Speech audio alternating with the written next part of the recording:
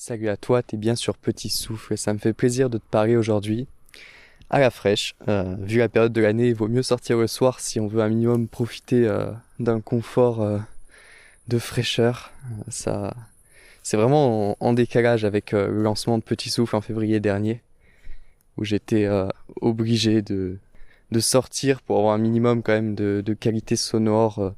En tout cas pour moi, je trouve que c'est meilleur. Il y a moins d'écho, c'est plus naturel. Même à enregistrer, c'est plus intéressant. Mais il faisait vraiment froid et là, maintenant, c'est l'inverse. Je vais pas m'en plaindre, c'est quand même assez sympa. Dans cet épisode, j'aimerais te faire rêver. J'aimerais te faire rêver et me faire rêver par la même occasion. Ou plutôt te donner un sentiment de te sentir dépassé. Comme on peut l'être avec beaucoup de choses. Souvent des notions un petit peu scientifiques. Ou des pistes d'exploration psychologiques, philosophiques aussi. Et moi, j'aimerais te parler d'espace aujourd'hui. C'est les 50 ans de l'homme sur la Lune. Je pense que tu es déjà au courant, les informations ont déjà dû te mettre au courant. Et t'inquiète pas, on va pas forcément répéter des choses déjà répétées, justement, non. L'épisode, il va te parler de quelque chose de beaucoup moins connu.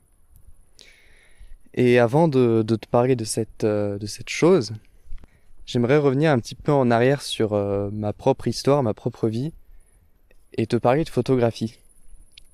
Ça fait plusieurs années maintenant que j'adore la photographie, et notamment la photographie nocturne.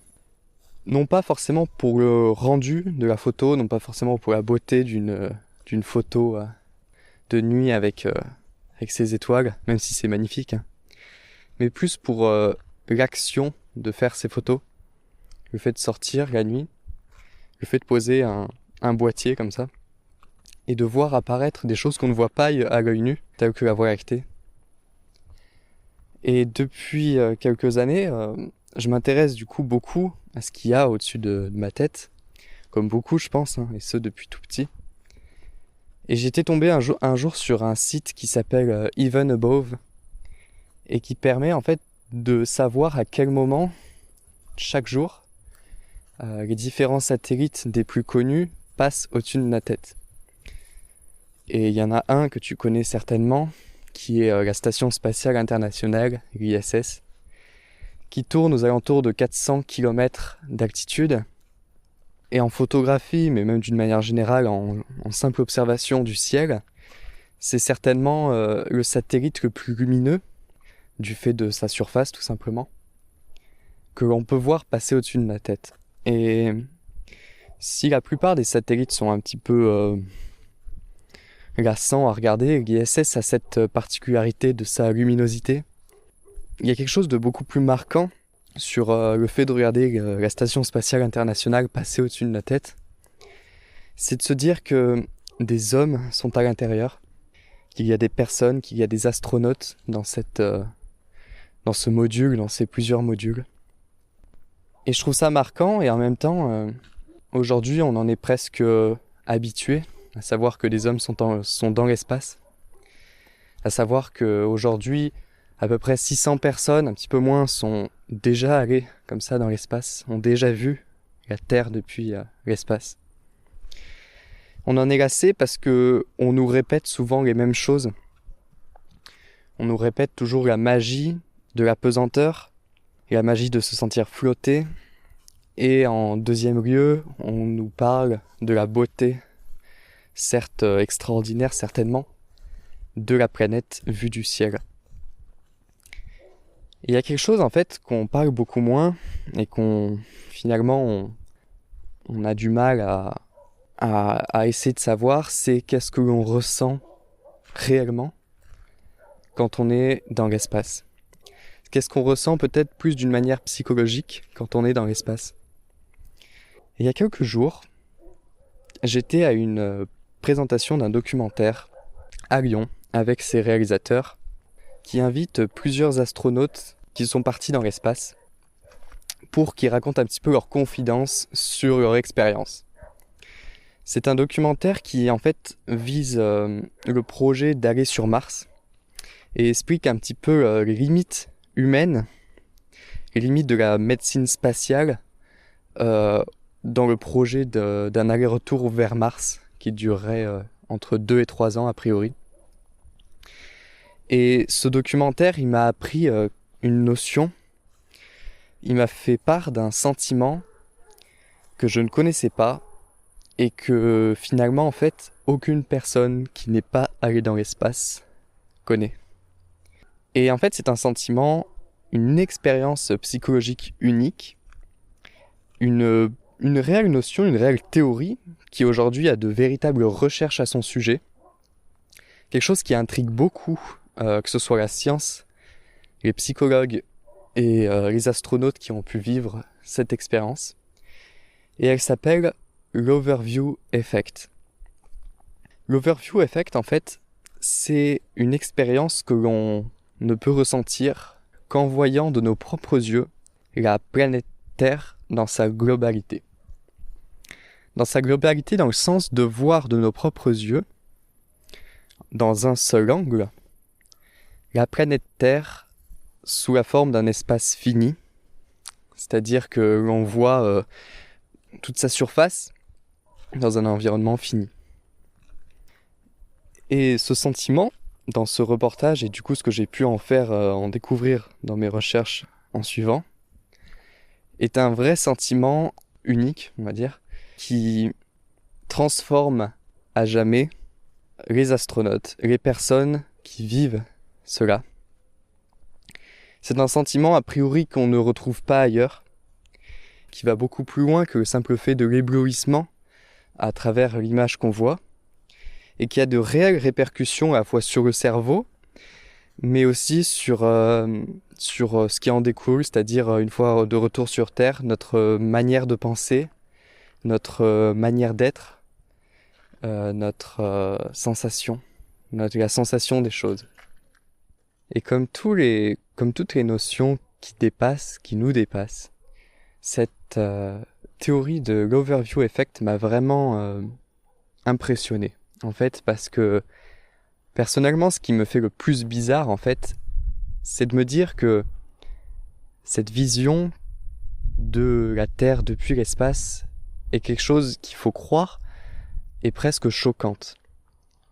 Choquante dans le sens qu'elle a un réel impact sur notre cerveau et qu'elle est d'une certaine manière une vision que l'être humain n'aurait jamais dû connaître, ne devrait pas connaître, qui n'est pas naturelle chez l'humain. La preuve, aujourd'hui, seulement 500 astronautes, seulement 500 personnes sur Terre ont déjà pu vivre cette expérience. Seulement 500 personnes.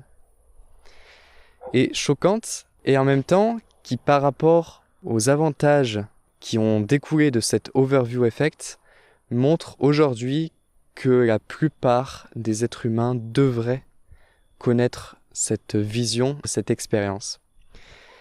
Et pourquoi je dis cela? Tout simplement parce que selon les théories, selon les recherches qui sont effectuées et selon les retours des astronautes, l'Overview Effect conduit en fait à ce qu'on appelle une conscience planétaire.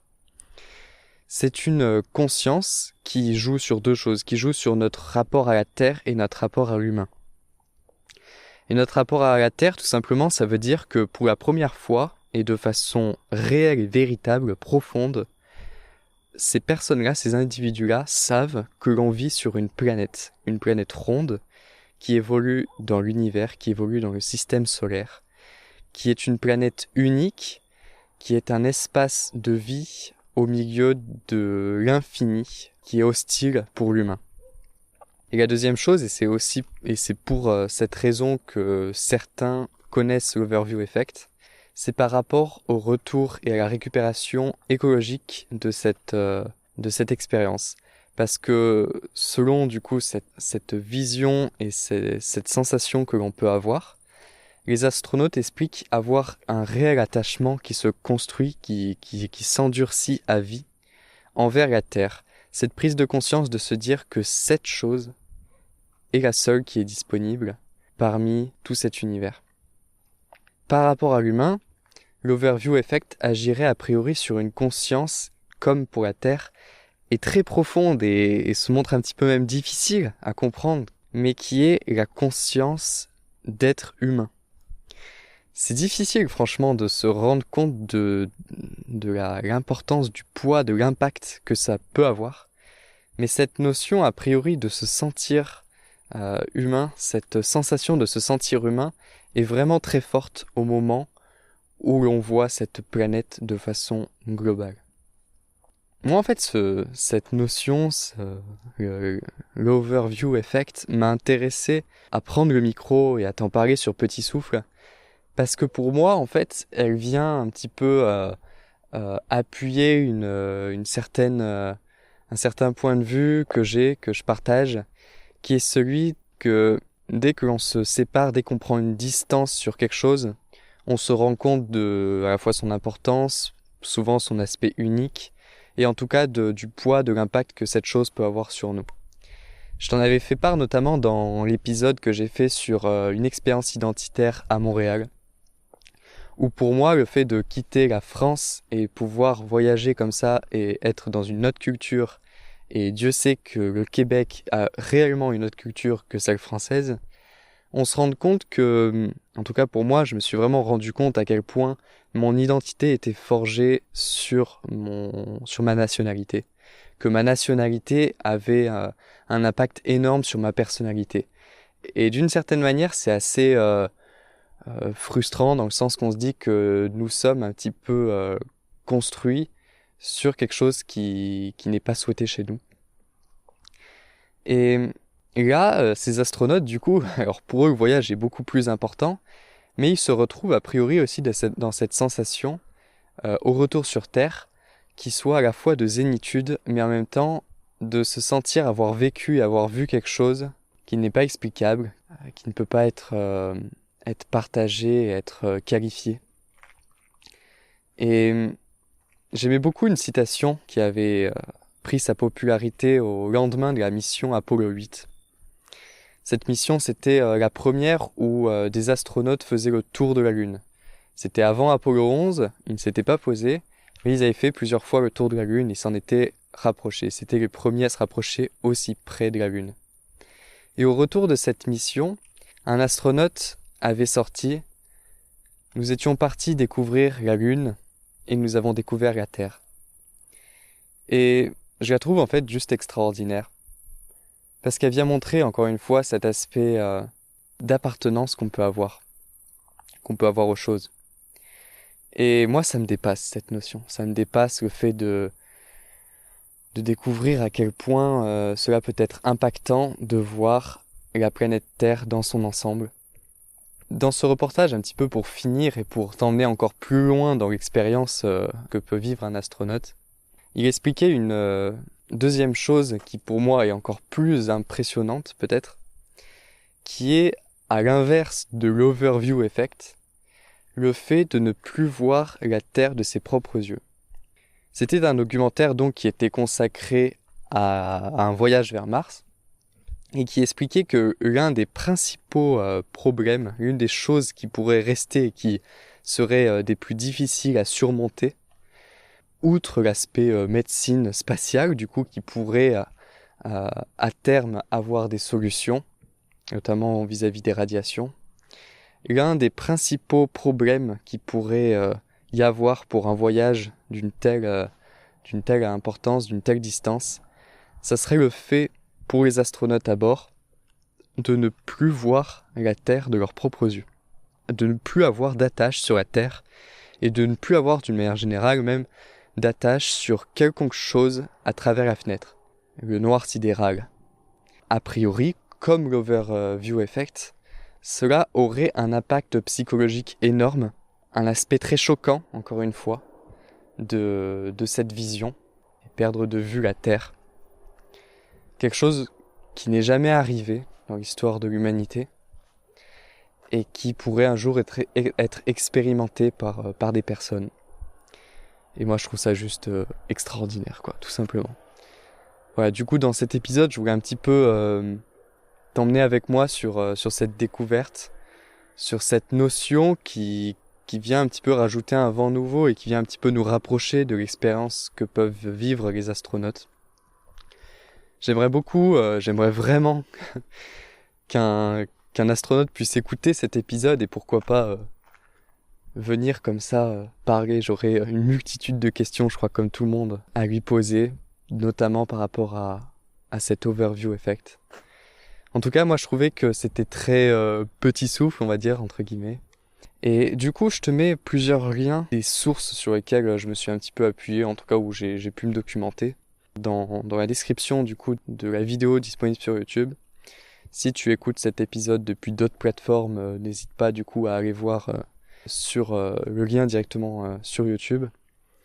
Et je te laisse aussi en description un lien vers un site internet qui a été créé par un Français qui s'est énormément intéressé, un mathématicien français, qui s'est énormément intéressé à cet overview effect, qui a été pris de passion presque pour cette notion et ce sentiment profond, et qui a créé un site qui en fait utilise des photos de la NASA, d'un satellite qui se trouve en géostationnaire entre le Soleil et la Terre, et qui prend des photos en continu de la Terre dans sa globalité. C'est les seules photos aujourd'hui qu'on a de la Terre dans sa globalité. On en a plusieurs. Et ça lui permet sur ce site de pouvoir en créer une vidéo, de pouvoir reconstituer une vidéo. Et selon lui et selon les personnes qui vont dessus, cela permet d'un petit peu de se reconstituer cet effet, cet overview effect. À moindre mesure, bien entendu, parce que on ne voit pas la chose de nos propres yeux. Ça reste que une vidéo sur un écran. Mais d'une certaine manière, en se plongeant dans le noir sur cette vidéo, qui est disponible ici sous forme d'application, c'est vrai qu'on se rend compte que il y a vraiment quelque chose qui se passe quand on regarde la Terre dans sa globalité. Voilà, j'espère que cet épisode t'a ressourcé, t'a inspiré, je ne sais quoi. Moi, je trouve que tous ces sujets qui nous dépassent sont vraiment exceptionnels à écouter, à se rendre curieux. Et moi, je te laisse là-dessus et je vais aller observer le ciel. Allez, ciao. We are now approaching lunar sunrise, and for all the people back on Earth, the crew of Apollo 8 has a message that we would like to send to you. And from the crew of Apollo 8, we close with good night, good luck, a Merry Christmas, all of you on the good Earth.